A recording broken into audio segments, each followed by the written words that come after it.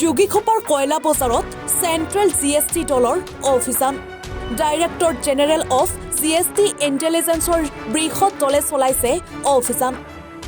বৃহৎ অভিযানকাৰী দলে জব্দ কৰিছে আৰ্শীখনতকৈও অধিক কয়লা ভৰ্তি ট্ৰাক। বিভাগটোৰ প্ৰায় 30জনীয়া এক বৃহৎ দলে চলাইছিল অভিযান।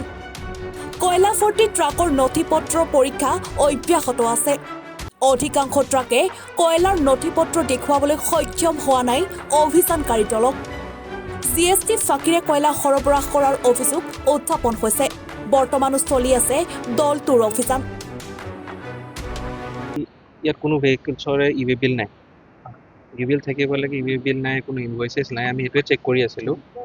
এতিয়া ইয়াত মেক্সিমাম যিমানখিনি ভেহিকেল অ'নাৰ্ছ আছে ইয়াত বা আপোনাৰ ট্ৰাক ড্ৰাইভাৰ্ছ আছে, তেওঁলোকক আমি বুজাইছোঁ কি প্ৰচিডিউৰ্ছ আছে, কেনেকৈ কি হ'ব লাগে, কি ডকুমেণ্টছৰ কাৰণে নথকাৰ কাৰণে কি পেনাল্টি লাগে, সেইখিনি আমি ভালকৈ বুজাই দিছোঁ তেওঁলোকক।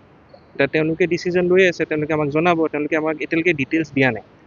তেওঁলোকৰ ডিটেইলছ আমি এক্সপেক্ট কৰি আছোঁ। কেইজনমান আহিছে, কেইজনমানে দিয়া নাই। যিকেইজন আহি গ'লে আমি প্ৰচিডিউৰটো কমপ্লিট কৰিব পাৰোঁ। তাৰপিছত আমি ডকুমেণ্টাৰী যিখিনি প্ৰচিডিউৰ্ছ থাকিব সেইখিনি কমপ্লিট কৰি পেলাই তেওঁলোকক আমি নটিচেছ দি দিব লাগে, দিম। তাৰপিছত আমি এইটো ফাইনেল কৰিম। এৰাউণ্ড 80-83 আছে।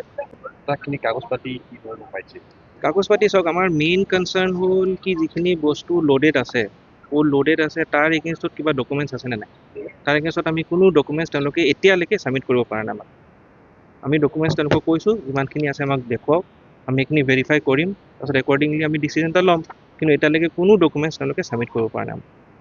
আমি সেইটোৱে এক্সপেক্ট কৰি আছোঁ, এণ্টিচিপেট কৰি আছোঁ। তেওঁলোকক চবকে বুজাইছোঁ যে আপুনি যিখিনি ডকুমেণ্টছ আছে সেইখিনি আমাক দেখুৱাওক, আমি এইখিনি ভেৰিফাই কৰিম, এণ্ড একৰ্ডিংলি আমি ডিচিজন ল'ম। কাৰোবাৰ লাগিলে পেনাল্টি লাগিব, যদি ডকুমেণ্টছ নাই পেনাল্টি লাগিব, যদি ডকুমেণ্টছ আছে পেনাল্টি নালাগে। সেইটোৱে কথা। চলি থাকিব, সেইটো চলি থাকিব। আমি এইটো কমপ্লিট কৰি পেলাই যাম। আপোনালোকক মানে সহযোগ কৰা নাই?